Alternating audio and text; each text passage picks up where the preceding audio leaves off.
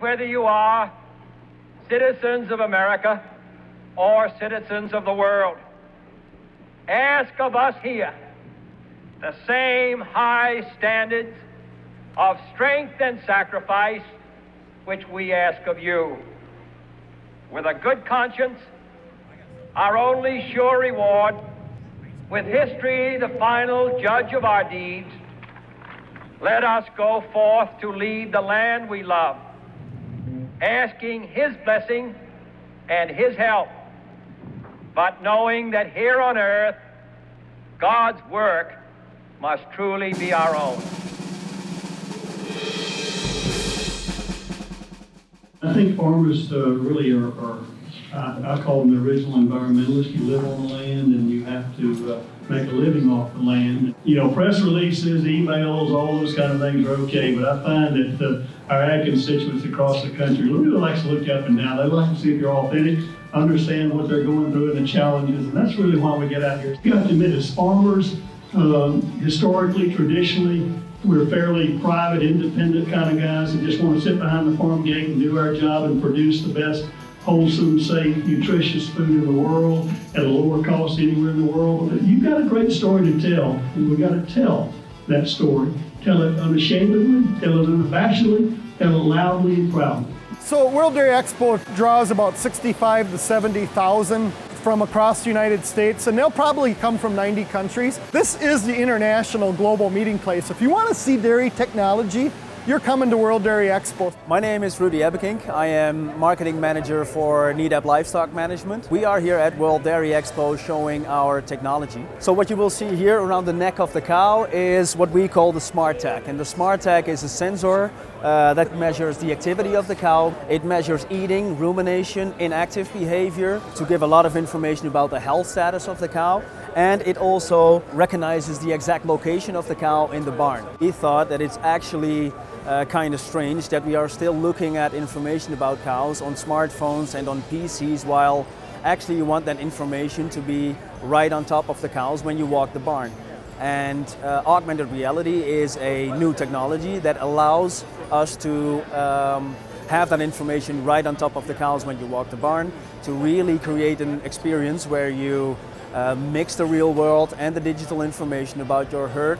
And it also has different options that make this technology very intuitive to use, which are hand gestures, like finger snips to open up information or to enter information in management systems, and also voice commands. So I can also use commands like open or pregnant or next to navigate through different pieces of information. And that makes it a real intuitive way of consuming herd data and a real intuitive way of interacting with technology. Cow's milk is considered by nutritionists to be a complete food. And what's meant by that is cow's milk has a very, very high nutritional value. As humans, what we need for our own growth is proteins. Proteins are made up of amino acids, and these are called building blocks of proteins. If you drink cow's milk or consume dairy products, you are getting a very high quality protein. Besides, it tastes very good too. So dairy farmers do many things on the farm to make sure that their cows are comfortable, they have a healthy life, because a calm, happy cow is a very productive cow. In 1999, my dad brought a single chamber waterbed for dairy cows to North America. We sell DCC waterbeds to dairy cows worldwide. So this is the dual chamber waterbed for dairy cows. And so the way that a cow enters into her bed is she walks into the stall, like you can see my 2 feet are stable on the ground, and we want her to be stable. She'll continue to walk until her front feet are at the front of the stall. And as you can see, this blue area shows where we have water to pillow and cushion her knees, because when the cow goes to lie down, she'll go with one knee and then the other knee. And so her knees will be cushioned as she's going to lie down. So one of the things that I love about working with farmers around the world is that, as different as it can be in the different countries, this thing that is the same is that farmers around the world, no matter what size of the farm, they love and cherish their cows. They care for them as much and maybe even sometimes better than their own kids. The more comfort you give to an animal, the best food you give to an animal, and even having them loose is very, very good because it makes them move, makes them have exercise. The better your cows are, the more milk they're gonna produce, the more fertile they're gonna be, the longer they're gonna stay around. So it's very profitable for a farmer to treat his cows well. My name is Nicolas Lalonde. I work with Ferme Blondin and Blondin Sires. I'm from Saint Placide, Quebec. Actually, my brother and I are the 8th generation on the family business. We're milking 200 cows right now, but we have 700 to 800 animals total. Knowing your cows might seem a little bit odd for the people that that are not in the industry, but every single cows are different. So you get to know their personality, how they're like, and how they look and how they evolve over time. So you can really figure out by working with the cows how she's doing today. So the art of breeding, we analyze 50,000 DNA markers to figure out their genetic potential.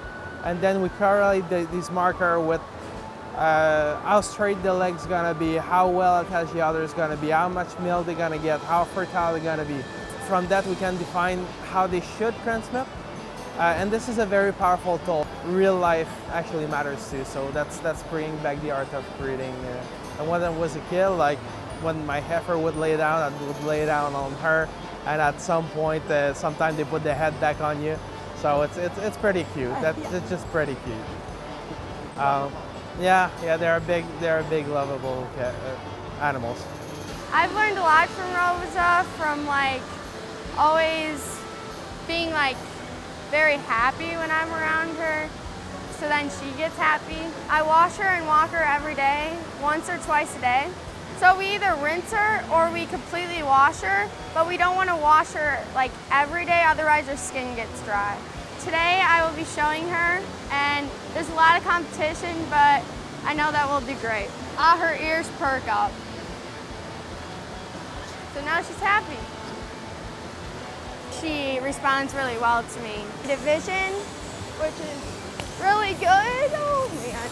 So I'm here working a booth at the World Dairy Expo for the National Hay Association. Hay is essential, especially of the commodity market in the United States. The hay industry in the United States is huge just because it encompasses so many different types of forages. Everything that you grow has kind of a different purpose. So every part of the United States has a different type of forage that they work with, but the National Hay Association encompasses all those forages under our umbrella. We're 400 to 500 strong. Today we encompass everybody who works within the industry. So I happen to be a grower, but there's also the people that service the industry. Investing in hay would be a good solid investment. We're plant-based and we're here to feed the animal industry, and so we're natural. It's a big part of our food chain. Making hay and having hay in the barn is like money in the bank. We would rather have hay in the barn than we would have money in the bank because it's something tangible. And it's something it's a commodity that's always needed, and there's always a home for it.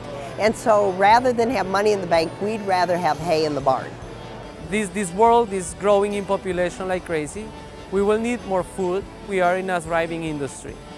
Based on that, there will be a need to increase productivity. There will be a need to increase robotics. The reason for that is less than 1.5% of the labor force in the US works in agriculture. Just think about what I just said. Only 1.5% of the total labor force in the US works in agriculture. All the rest works in the rural and on the urban areas right now. So 1.5%, and even that number is shrinking, will produce the food of the other 98.5% or 99%. So how are we going to do that efficiently? Through robotics, drones, data, artificial intelligence, and the combination of all of them making the processes way more efficient and autonomous. I haven't lived the urban, suburban lifestyle, but what I have lived is farm agriculture. And what I love about it is the chance for our children to have some opportunities to connect to the land and understand where their food comes from, connect to the animals, because it's a whole nother perspective of care and compassion. So many people have cats and dogs, Well, we have dairy cattle and we have show pigs. It's not about yourself, it's about the care for them and what they need. So they'll be responsible for doing the chores before they go to school. They're responsible for coming home, checking in with the animals, pushing up the hay, making sure that they have feed. They'll clean out the pens and they'll walk and they'll wash them every day. And then at nighttime, you know, just being outside, whether the kids are playing ball and they have the animals talking to them in the background, that's farm life, that's agriculture. I'm really proud of it. Farmers have an incredible bond. Dairy farmers, men and women, are some of the hardest working people on the planet because they understand the work it takes getting up twice a day or 3 times a day milking your cows. Cows don't take a vacation. The people in our dairy industry and our dairy family around the United States and the world, they know what it takes to get the job done. And they believe in their heart of hearts they're providing some of the best food for humanity.